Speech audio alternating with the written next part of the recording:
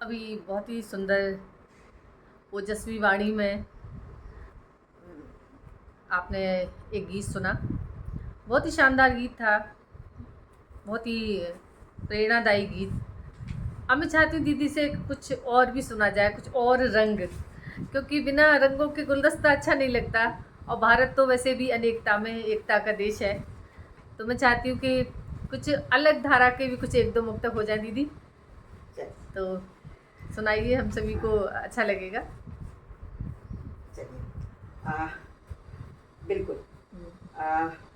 हम कवि हैं, रचनाकार हैं, और हमारे कविता का श्रृंगार हमारे नौरस होते हैं, और हमारी लेखनी कुछ ना कुछ हर रस पे चलती है।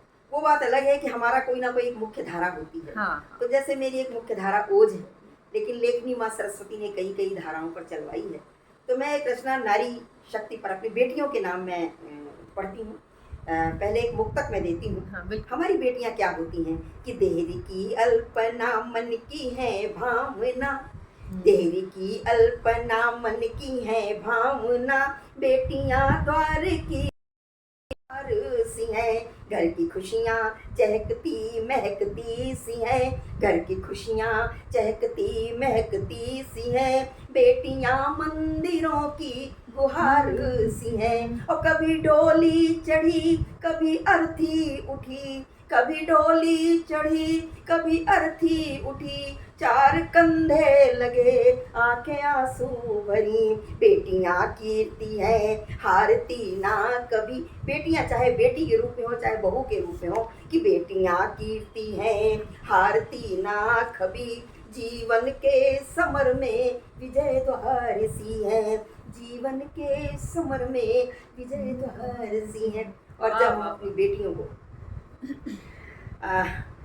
एक हमारी परंपरा है, बेटियों का विवाह होता है, हम उन्हें विदा करते हैं। एक हमारी सनातनी परंपरा है, हमारी हिंदू परंपरा है, जिसका निर्वहन हम सबको वर्षों से चलता चला आ रहा है और हम आज भी करते हैं। तब मैं एक नवविवाहिता का श्रृंगार, एक श्रृंगार की भी रचना करती हूँ। हमारी शैलजा श्रृंगार में सशक्त हस्ताक्षर, और श्रृंगार हमारा रसराज भी कहा जाता है। तो एक उस बेटी के श्रृंगार पर मैं एक रचना रखती हूँ। अरे वाह वाह, बहुत तब मैं वो रचना पढ़ती हूँ। पहले चार पंक्तियां कि बसे नैनों में प्रियतम के प्रिय दीदार कर लेंगे, बसे नैनों में प्रियतम के प्रिय दीदार कर लेंगे, और भरा है प्यार का दरिया उससे दिल पे वार कर देंगे, भरा है प्यार का दरिया जो दिल पर वार कर देंगे। और तुम्हारे दिल की तुम जानो, तुम्हारे दिल की तुम जानो, तुम्हीं पर छोड़ते हैं हम, और नैन भर देख करके ही तुम्हें स्वीकार कर लेंगे, नैन भर देख कर ही तुम्हें स्वीकार कर लेंगे। तो क्या श्रृंगार है कि बन चली ठन चली पी मिलन को चली, बन चली ठन चली पी मिलन को चली, दुल्हनिया चली घर सजन को चली, बन चली ठन चली पी मिलन को चली, दुल्हनिया सजी घर सजन को चली, सज धज कर दुल्हनिया सजन घर चली। और क्या श्रृंगार होता है हमारी नवविवाहिता का कि लाल चूनर पड़ी शीश पर थी लजी, लाल चूनर पड़ी शीश पर थी लजी, मांग सिंदूरी थी भाल बिंदिया सजी, ललित कोमल कपोलित था चेहरा नवल, ललित कोमल कपोलित का चेहरा नवल, लब पे लाली थी नथनी करे थी खलल, बन चली ठन चली पी मिलन को चली, दुल्हनिया सजी घर सजन को चली, बन चली संवर चली पी मिलन को चली।